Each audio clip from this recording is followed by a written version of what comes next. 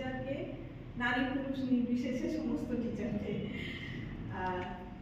আজকের নারী দিবসে আমি আরও প্রণাম জানাতে চাই রাজা রামমোহন রায়, ঈশ্বরচন্দ্র বিদ্যাসাগর, স্বামী বিবেকানন্দ, ভগিনী নিবেদিতা, শরৎচন্দ্র চট্টোপাধ্যায়, এই নহস্য মনীষীদের হয়তো অনেকের নাম বলতে পারলাম না, কিন্তু তারা ব্রিটিশ শাসিত ভারতেও তারা ভেবেছিলেন, বুঝেছিলেন যে নারী শক্তি কি এবং তাকে কিভাবে বিকাশ করা যায়, তার জন্য তার প্রয়োজন শিক্ষা।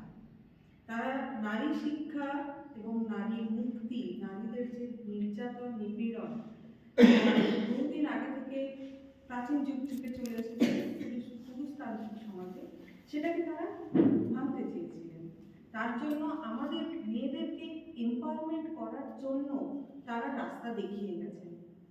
আরও আছেন নেতাজি সুভাষচন্দ্র বোস, যিনি ঝাঁসির রানী বাহিনী তৈরি করে দেখিয়ে গেছেন একটা মেয়ে কি করতে পারে। তারা শিক্ষিত হয়ে বাড়িতে থেকে কাজ করেও তার সঙ্গে তারা পুরুষের কাঁধে কাঁধ মিলিয়ে সেনাবাহিনীতে ব্রিটিশের বিরুদ্ধে লড়াইও করতে পারে, এবং সেনাবাহিনীতে যারা হসপিটাল চালাতে পারে তারাও করে গেছে। তাদের প্রতি আমার অপার শ্রদ্ধা এবং প্রণাম জানাই এই মনীষীদের প্রতি। এছাড়া শহীদ মাতঙ্গিনী হাজরা, সরোজিনী নাইডু, এদের কথা না বললে ভুল হবে, এবং আরো অগণিত শহীদ রয়েছে যারা ব্রিটিশদের বিরুদ্ধে সামনাসামনি লড়াই করেছেন এবং বিভিন্ন আন্দোলনে নেতৃত্ব দিয়েছেন, সবার সঙ্গে থেকেছেন। এবং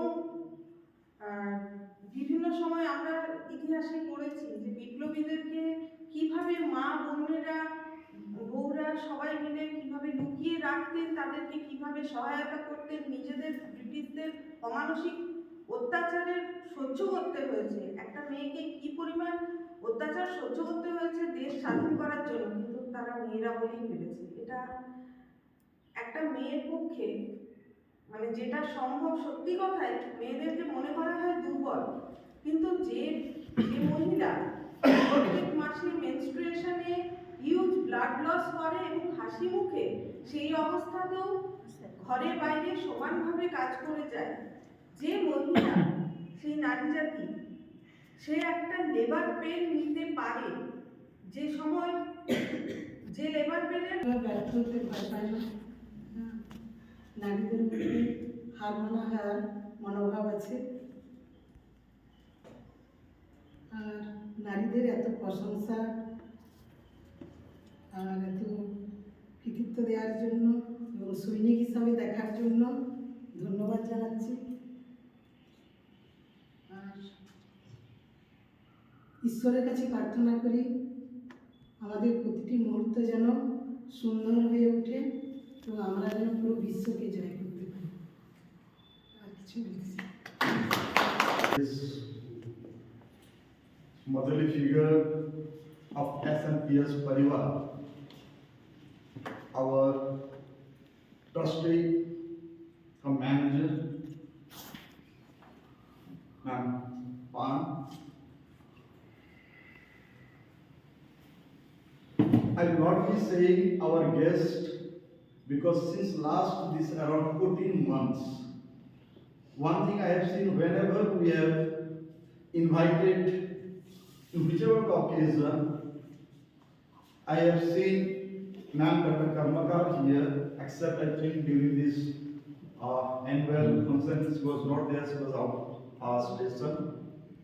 Ma'am Dr. Karmakar, today's special invitees, our lady members of the Parivar, and the host sitting there behind, Didis, Sudeshna.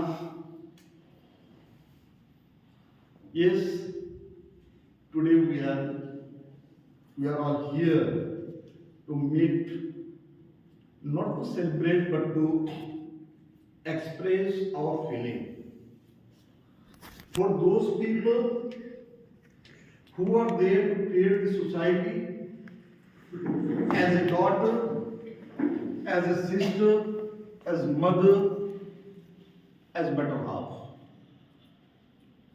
It is said mother is the first teacher.